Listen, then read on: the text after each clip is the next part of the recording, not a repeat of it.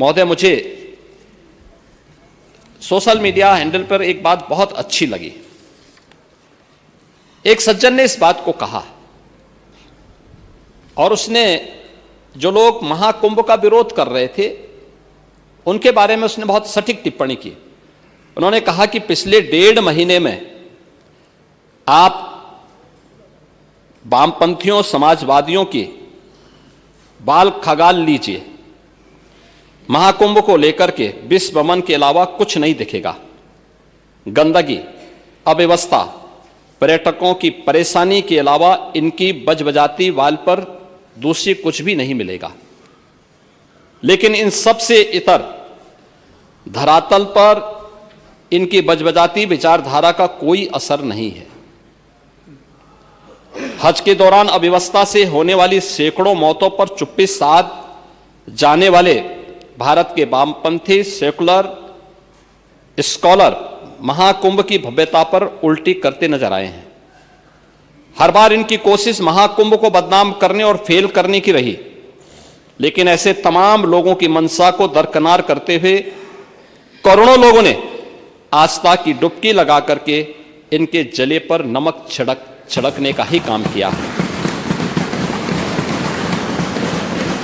उन्होंने आगे लिखा है कि महाकुंभ के दौरान दुखद हादसा हुआ, इसके बाद भी आस्था और विश्वास तमाम परेशानियों पर भारी पड़ी। तीर्थयात्री समस्त परेशानियों और मुश्किलों का पहाड़ चढ़कर भी प्रयागराज महाकुंभ पहुंचे, वहां से स्नान कर खुशी खुशी वापस लौटे। रिश्तों के जटिल समीकरण का परिभाषा गढ़ता महाकुंभ अब समारोह की ओर है, लेकिन यहां से निकला संदेश हर सनातन के मन में अमिट छाप छोड़ गया है, जो वर्षों तक लोगों की बदकही और कहानियों में जीवंत रहेगा। हर तरफ अपनी मां और बुजुर्गों को महाकुंभ में अनाथ छोड़ देने वाले बेटे रहे हों, तो दूसरी तरफ अपनी सास को पीठ पर उठाकर कुंभ स्नान कराने वाली बहू भी रही है। लेकिन सनातन विरोधियों को नजर केवल गंदगी पर पड़ी। मैं अध्यक्ष महोदय वह चित्र लेके आया हूं। ये देखिए, एक बहू है अपनी सास को पीठ पर लाद करके जा रही है महाकुंभ स्नान करने के लिए।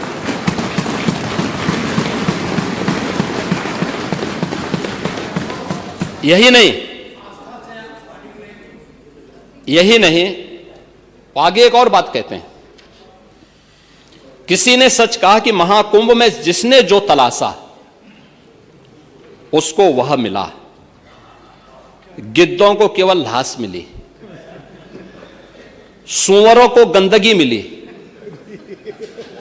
संवेदनशील लोगों को रिश्तों की खूबसूरत तस्वीर मिली, आस्थावानों को पुण्य मिला, सज्जनों को सज्जनता मिली, गरीबों को रोजगार मिला, अमीरों को धंधा मिला, श्रद्धालुओं को साफ सुथरी व्यवस्था मिली, पर्यटकों को अव्यवस्था मिली, सद्भावना वाले लोगों को जाति रहित व्यवस्था मिली, भक्तों को भगवान मिले।